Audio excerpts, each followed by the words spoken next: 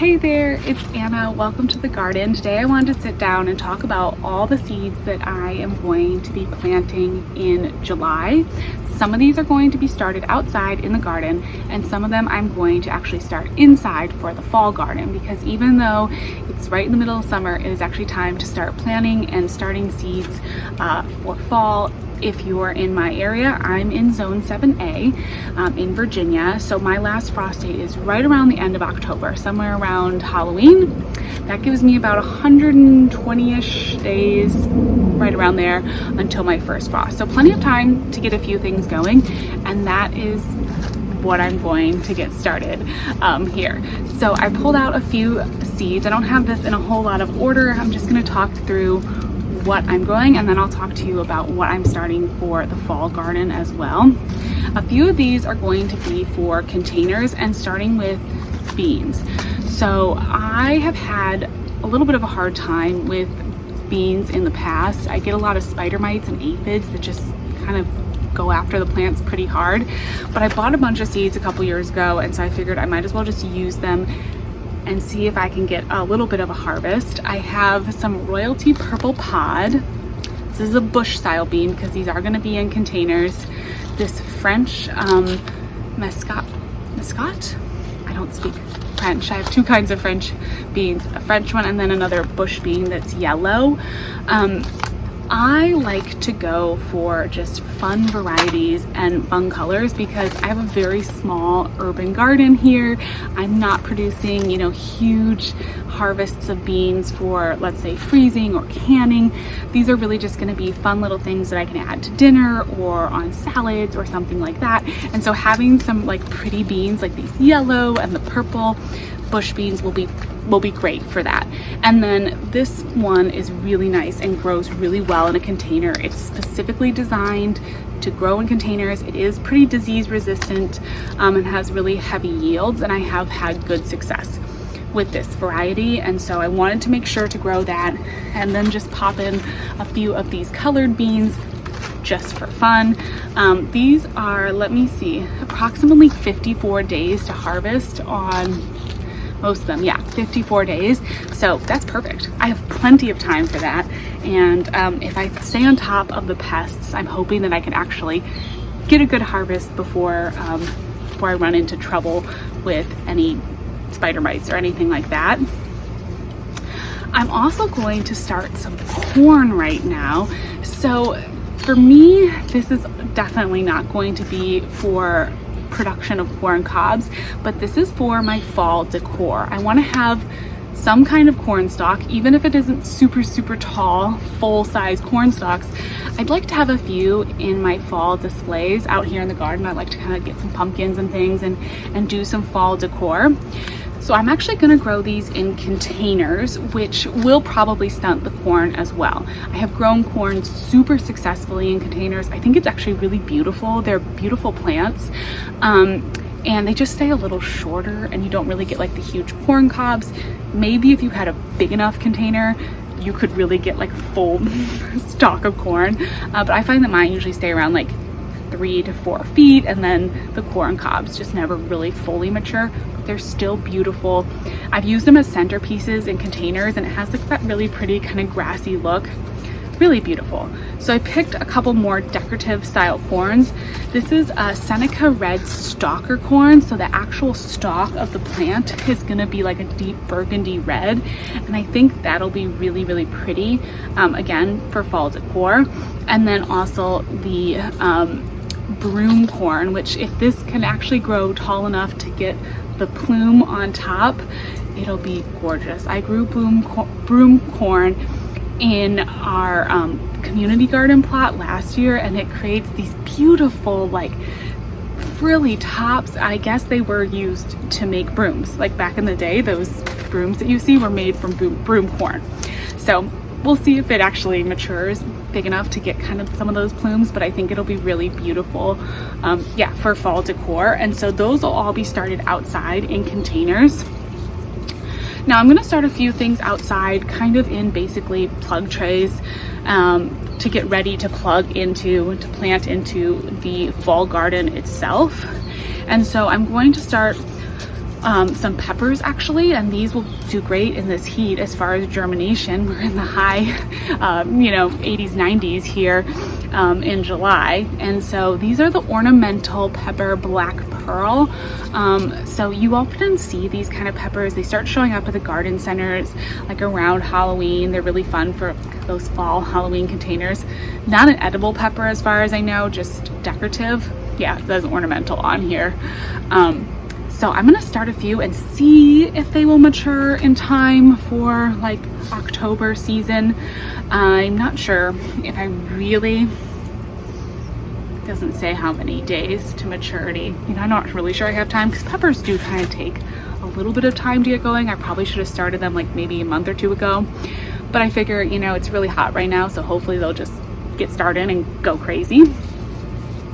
Then I'm gonna start a bunch of green onions, bunching onions, scallions. I just have a bunch of different varieties that I've collected over the years, and I want to make sure I get them planted because onion seeds do tend to lose, anything in the onion allium family tends to lose its germination rate pretty quickly, so I want to make sure I use these. And what's fun about starting these now is that for me, these will overwinter. If I get them going and plant them, they'll probably make it through my whole winter just fine. We're zone 7A, as I said, so for me, onions are basically a perennial. And so I'm gonna do the Crimson Forest bunching onion. These are just like a pretty, look like a normal scallion, but then they have like, this part right here is red on that Crimson Forest. Tokyo Long White is probably the seeds that I've had the most success with. They are such a good onion. They're just so consistent. If you're looking for these seeds, I do have a discount code for MI Gardener, so definitely check that out. It's in the description. It's an affiliate, but just so you get the discount, you get 10% off. But I really recommend these bunching onions. I've had really the best luck with them, and so I'm gonna do a few of those just to make sure I have an onion harvest. And then I have another Parade OG from Johnny's that I've had pretty good luck with as well, and I'll probably just mix up those seeds honestly and then get them started in little bunches in plug trays, and then I'll pop them into the garden beds once I start clearing things out for fall. Watermelon radishes, these are a radish that you're supposed to get started in the summer. I've never been able to successfully grow watermelon radishes, but every year I try, and so I'm gonna try again. I'm gonna put a few in. They are really fun because they have like the green outside and they're pink in the middle, so they look like watermelons, like little mini watermelons. Super cute. Then I'm gonna do a few sunflowers again, probably just like one or two in some containers for that fall display. Like the corn, they're not gonna get as tall or produce as big of flowers, probably because they won't have quite as much space. What I find with sunflowers pretty consistently is that if you don't give them enough room, enough sun, they will still flower, unless you do full shade, but they will still flower usually, but they just won't get as tall and they won't have as big as flowers. Like they might have like pretty small little flowers and maybe get a couple feet tall, but I'm okay with that because again, I want them to just be in containers that I can put into an arrangement of containers for the fall like container display. So that's going to be the plan for them. This is just an evening sun mixed colors, a mix of very like autumnal pretty fall colors. I think that'll be perfect. Then some calendula. My first year ever growing calendula. The radio is like that bright orange, which I think will be really pretty if I can get them up and growing, and I think they'll be fun. They germinate 65 to 70 soil temperatures, I'm actually reading on here, so I may start these inside. I may move them over to my start inside category just to make sure it's not too hot out for them to germinate. With your fall crops, it's too hot outside for them to actually germinate, so you want to really look at that when you're starting things for the fall garden. And then I'm going to do a bit more basil. I thought that a dark kind of basil like this is the Genovese Red Freddy, really delicious kind of culinary style basil, but just purple. I thought this would look really pretty again with like all the fall colors and kind of be more in line with that, so I thought I'd get some of this started in a plug tray just to have some to pop into different places. Okay, So the calendula is going in the pile with the things that I'm going to start inside. And let me go through all these other things that I am starting inside. So because it's hot out, these are cool weather crops. They're not going to germinate in this heat. They're not going to do well. So I need to start them inside under grow lights, just like I did in the winter. I'm going to do the calendula, and then the other flower I'm doing is this tiger eye viola. For me, violas flower basically all winter. January, February, it gets really cold here, and some of them kind of start to falter for a little bit. They'll die back, but then they flush right back in the spring and grow beautifully, and they bloom all fall. I'll probably get some down at the garden center too, but I thought I would start some from the seed. I did this for the spring garden. I started some in, I think it was January, maybe end of December, and they took a little while to get going. Violas do take time, but then they bloom beautifully, and they were really fun. I was really proud of myself that I got them from seed to flower, and so I want to do more. I may even look for some more viola seeds because I really enjoy growing them, and I know I'll be starting more when it's like January and it's cold out and you want to start something. Violas are great. Okay, then possibly some leeks. I'm not quite sure about this, but I've had trouble with leeks. I've never been able to really get a harvest. I don't know much about growing leeks, but I got these seeds, and so I thought, you know what, I'll just start a few and see if they do well in the fall garden. Our spring gets hot pretty quickly. It can be a little tricky as far as really growing those cool weather crops, but our fall and winter here are pretty consistent, nice and cool. We only really get those cold temperatures towards the end of January and February, so I can really grow a lot of cool weather crops through December easily, and a lot of things will even overwinter. So I'm gonna see if I can kind of make something happen with the leeks and just try it out. Total experiment. And then I'm gonna do some Swiss chard.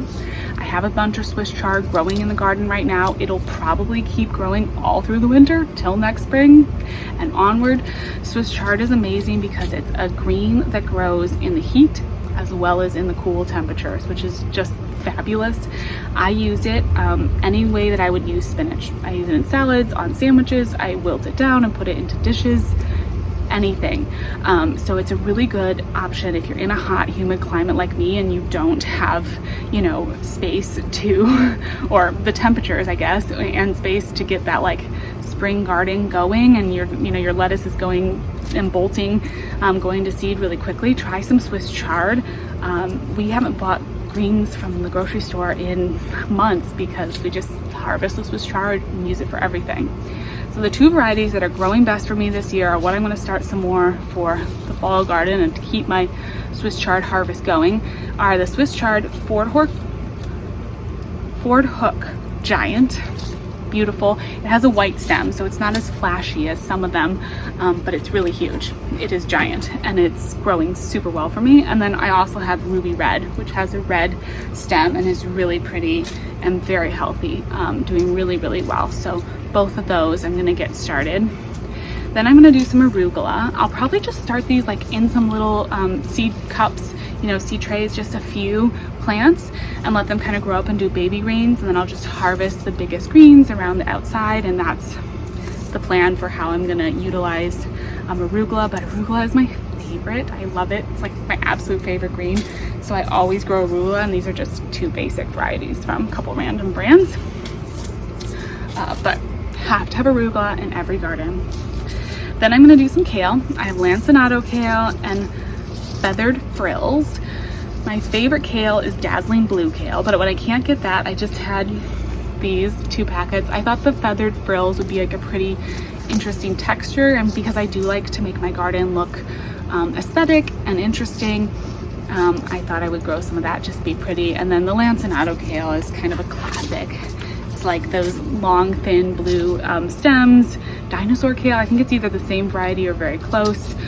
Very pretty kale, and always good to have some kale in the winter garden. Red acre cabbage. I bought these seeds a couple years ago. I've never been able to get a cabbage plant to go all the way to full head. Usually they just grow all winter. Even if I start them in the fall, they grow all winter, and then they end up flowering before they can create a cabbage head. But I'm gonna try. I have those seeds, so I might as well try to start a couple. I'm going to do some mustard. I grew this Japanese giant red mustard a couple years ago. It was beautiful, gorgeous, huge plants, really beautiful color, and yummy, spicy green, perfect, you know, for adding into salads, for putting on sandwiches, really delicious. And then the Mizuna for another kind of just texture difference, again, to keep the garden interesting, so we're just not all green. You know, you want to have like different textures, different colors, so those will be kind of fun for that. Morris heading collards. These are my favorite collard greens, and I love collards. We had so much fun eating these, like stuffing them with sausage and tomato sauce and doing different things with them, and I didn't have any in my garden last year. I really missed them, so I'm going to start some Morris heading collards, and really excited about these. And they're a pretty plant too, kind of a little bit like cabbage-esque in the look, but taller. Then some spinach. We'll see. Spinach is always tricky for me, but I think it does better in the fall garden than it does in the spring garden. So this is some Viroflay spinach, just basic spinach variety, and I'm just gonna start a few again in kind of like cups with a few different seeds pretty close together, so I can have like a little cup of baby greens that I can pop into somewhere in one of the garden beds once I start clearing these out. I'm also gonna do the same thing with a couple kinds of lettuce. Some outrageous, because it's pretty and cool looking, and it grew pretty well for me in the spring garden, so I think it'll do really well in the fall. And then for Ellenschluss, which is a really pretty like speckled green leaf with red spots on it, and this one is super hardy and does really well over the winter in my garden, and I really like this lettuce. It's really tasty, really delicious, soft leaves as baby greens. So for Ellenschluss as well. And then some kohlrabi. I got these as like a free seed packet, and I know nothing about kohlrabi, but I figured I'd give it a try, see if it'll grow in the fall garden. Don't even know what to do with it if I get a harvest, but we'll see. If you have any like delicious recipes or ways that you eat kohlrabi, put it in the comments, because I would love to know. And that's what I'm going to be starting in July. Super excited to get the fall garden going. I'll definitely talk about them and show you my seed setup in one of my vlogs coming up, so you can kind of see how I'm doing that for the fall. But yeah, just fun stuff, fun to be looking at seeds again. Took a little break, but now we're right back at it, and I'm excited to get some of this stuff sown in some containers, so that hopefully we have a pretty display in the fall. We'll see how it goes. Let me know what you're most excited about to plant in your fall garden, and thank you so much for watching. I'll talk to you in the next video. Bye bye.